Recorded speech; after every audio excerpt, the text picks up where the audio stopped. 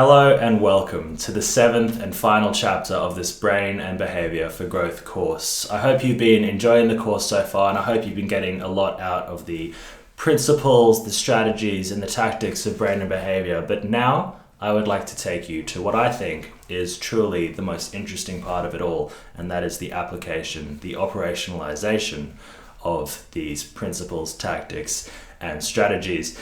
And the way we're going to do this is we're going to be going through 3 sections, and we're going to talk about those as we go on.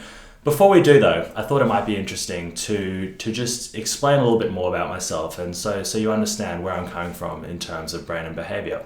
So along with doing the editing for this course, I also have degrees in psychology, a Bachelor of Psychology, and I've been completing a Master of Psychology as well.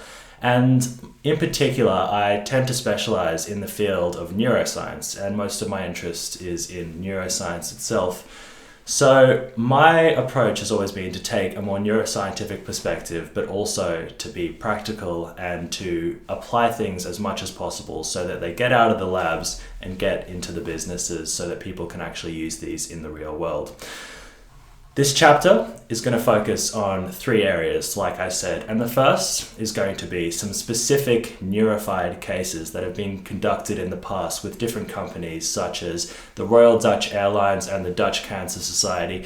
And you're going to be seeing Philip again, and he's going to take you through these particular case studies that he himself has worked on. And then we're going to be looking at a new experimental sort of paradigm, a behavior change protocol that was developed alongside the University of Amsterdam. And you're going to be hearing from Lotte Visser, who's alongside our team at the moment as well.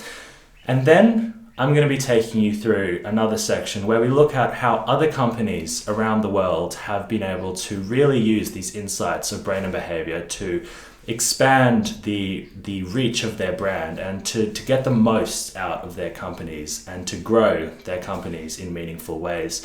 I'm going to be looking at some examples that you'd be very familiar with in terms of large companies and organizations around the world.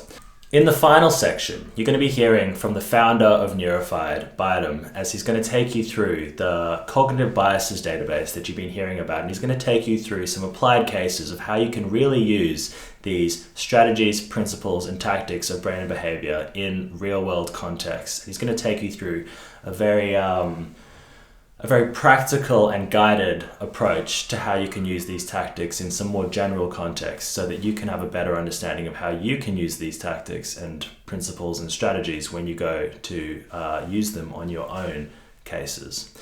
So that's what you got to look forward to in this chapter. I hope you really enjoy it. I really think it is the core of this course in terms of being able to apply this knowledge into a real context. So enjoy, and I look forward to seeing you throughout the chapter.